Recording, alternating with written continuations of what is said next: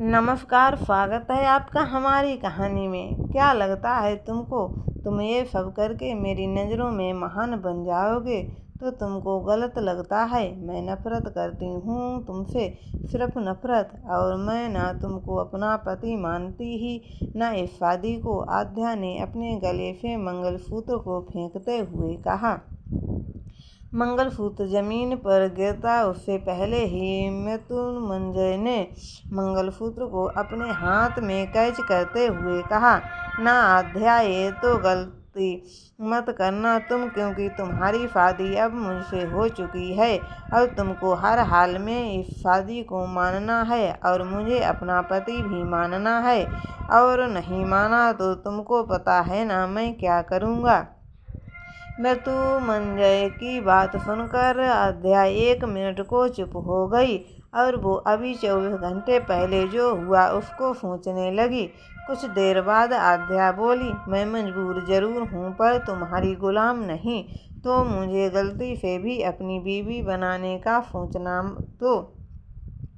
आद्या इतना ही बोल पाई कि मृत्युंजय बीच में ही गुस्से दांत पीस कर बोला, तो क्या कर लोगी तुम? ये तो अकड़ है ना, अपने मायके ही छोड़ कर आती।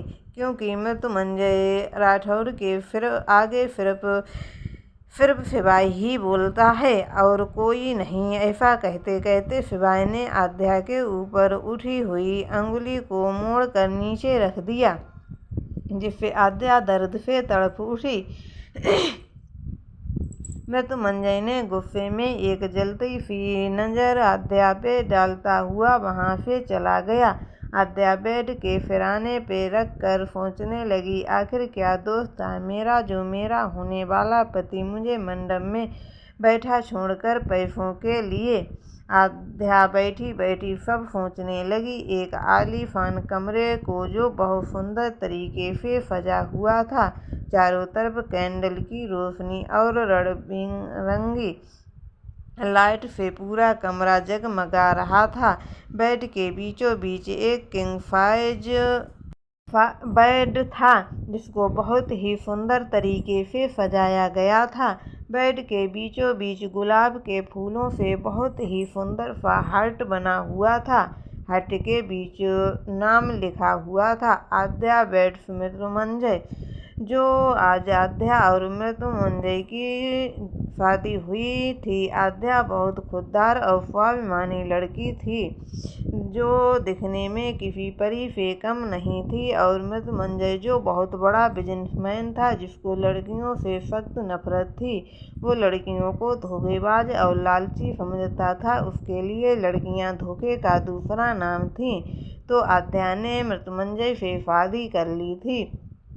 आद्या अपनी शादी के बाद अपनी सुहाग सेज पर बैठी हुई थी। उसने अपने दोनों हाथों को अपने घुटनों पर रखा हुआ था। वो अभी 12 घंटे पहले जो हुआ उसके बारे में सोच रही थी। एक शादी का मंडप जिसमें आद्या बैठी थी। आद्या बहुत खुश थी। उसका दूल्हा बगल में बैठा था। तभी अचानक से उसके होने वाले पति दिलीप की माँ दिलीप के पास आई और उसके कान में कुछ कहा और दिलीप को बिना आद्या को कुछ बताए अपने आद्या साथ ले गईं। आद्या कुछ समझ पाती उससे पहले ही उसका दूल्हा उसकी नज़रों से ओझल हो गया। अभी आद्या के मम्मी पापा भागे एक दूसरे कमरे की तरफ गए। काफ़ी देर तक वो सब कुछ कमरे में रहे। मंडप बार बार पंडित जी दूल्हे को बुलाने को कह रहे थे। आद्या के बहन और भाई भावुक नज़रों से कभी आद्या को देखते तो कभी उस कमरे की तरफ। बहुत देर के बाद अचानक से उस कमरे से जोर जोर से शोर शराबे की आवाज़ आने लगी।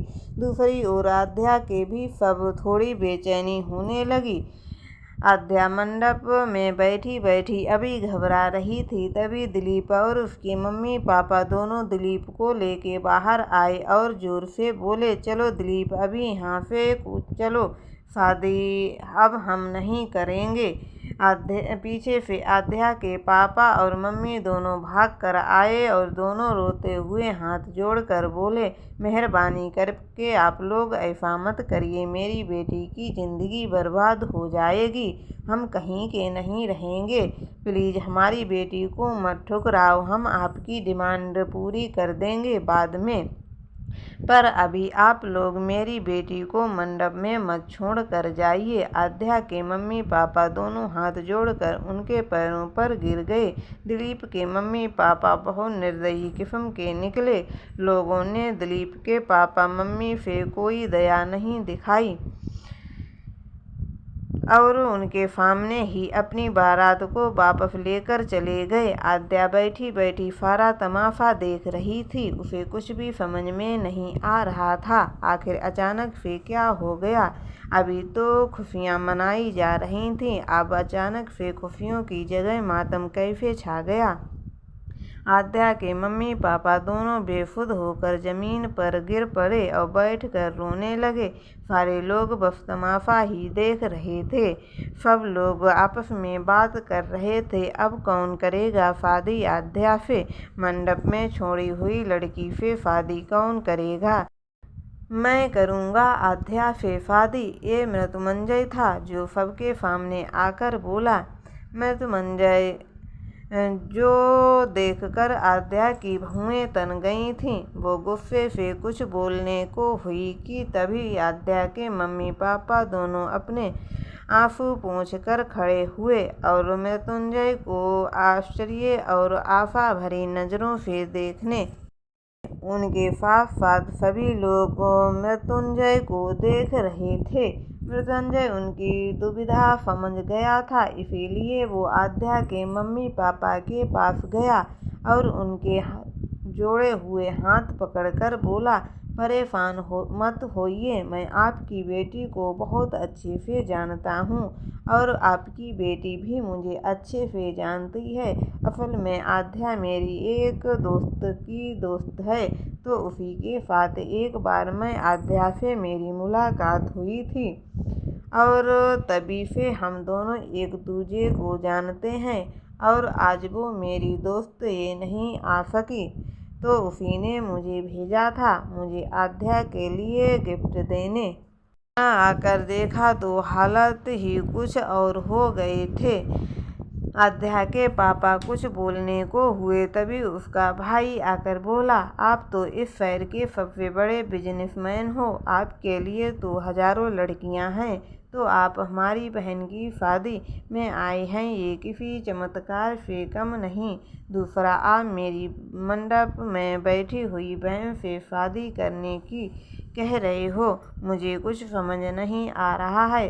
मृत्युंजय बोला, आप ठीक कह रहे हो, हम लोग एक बार बैठ कर बात करें।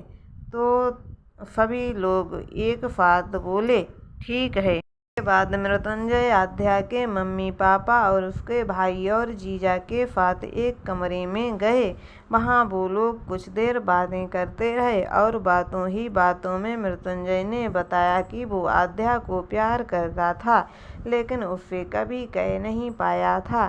पर आज मंडप मई बेटी दिखी और उसके होने वाले ससुराल वाले उसे बेइज्जत करके चले गए, तब मुझसे रहा नहीं गया, इसीलिए अपने मन की बात कह दी और अपने घर वालों को भी फ़ोन करके आने को बोल दिया है, ताकि वो सब भी शादी में शामिल हो सकें। आद्या के पापा और भाई के लिए इसे यह किसी चमत्कार से कम नहीं था। तभी मृत्युंजय ने बातों ही बातों में कह दिया कि आज से भैया और आद्या के जीजा जी दोनों मेरी कंपनी में काम करेंगे। बतौर सीनियर मैनेजर की पोस्ट पे दोनों को मेरी अलग अलग ऑफिस में बैठना होगा। दोनों की बिल्डिंग अलग अलग जगह थी। सबको मृत्युंजय का प्रस्ताव बहुत पसंद आया, वो सब राजी हो गए। वैसे भी आद्या के पापा और भाई को पैसों की बहुत ज़रूरत थी, क्योंकि आद्या घर की सबसे छोटी बेटी थी और जिस घर आद्या का रिश्ता तय हुआ था, उन लोगों के आगे आद्या के पापा की हैसियत बहुत कम थी। इसीलिए आद्या के पापा और भाई अपना सब कुछ दांव पे लगाकर आध्या की शादी कर रहे थे। आध्या की शादी के लिए उन लोगों ने घर, जेवर और बहुत सारा कर्जा लिया था और उस कर्जे को चुकाने के लिए बहुत सारे पैसों की ज़रूरत थी। इसीलिए उन लोगों ने मृत्युंजय का ऑफर तुरंत एक्सेप्ट कर लिया था। बातों ही बातों में मृत्युंजय के पीए ने आध्या के पापा के सामने उसके घर के पेपर और आध्या की मम्मी के जेवर भी रख दिए थे।